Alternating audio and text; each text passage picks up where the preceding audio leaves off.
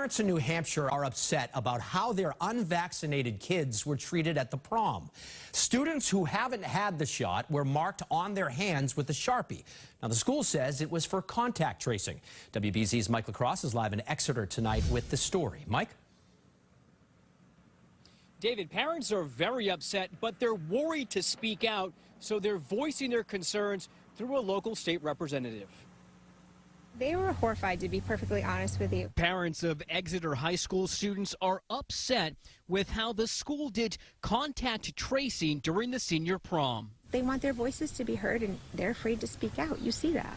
State Representative Melissa Litchfield says parents started reaching out to her last weekend following the prom, which was held Friday night outside under a tent at the high school.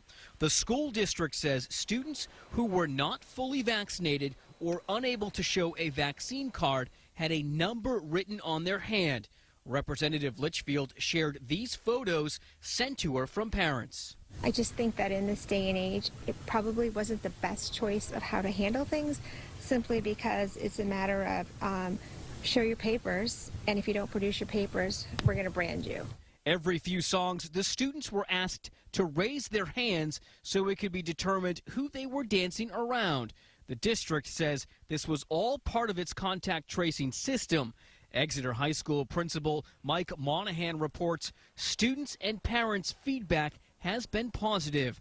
He says, "We hope the community will understand that while no model is perfect, this model let the students enjoy a close to normal and highly desired experience to cap off their senior year. That's the memory we want to leave them with." Think again. They could have done better than that. They could have thought of an alternative. Word of the district's contact tracing system is the talk around the small New Hampshire town. You should know that you're vaccinated, but maybe they could have found a better way to do it. And at this point, the district says there have been no reports of any COVID cases from last week's prom. Reporting live in Exeter tonight, I'm Mike LaCrosse, WB. Well, now, look, I've spoken to you recently on this issue of vaccine passports, and I warned of a world in which Big Brother would say, no vaccine passport, you're denied. I called it medical apartheid.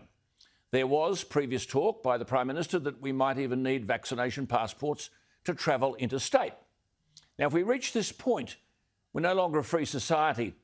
A government's role is to persuade, not to coerce. But I now notice that every vaccinated Australian can access a high-tech digital certificate to prove that they've had the jab. And if you have, you'll automatically be issued with a certificate through your Medicare account, which you can easily access and save to a mobile device. The certificate will have the Australian coat of arms, an animated green tick, there it is, the document number, the personal details of the vaccine recipient, just like your driver's licence. But they haven't said how or when it'll be used. But if it is, as we're told, for easier travel and to, quote, grant people access to certain activities, does that mean if you don't have the certificate, you'll have harder travel and it won't be easy for you to access certain activities? Here is government again not telling the full truth. This is not about proof of vaccination.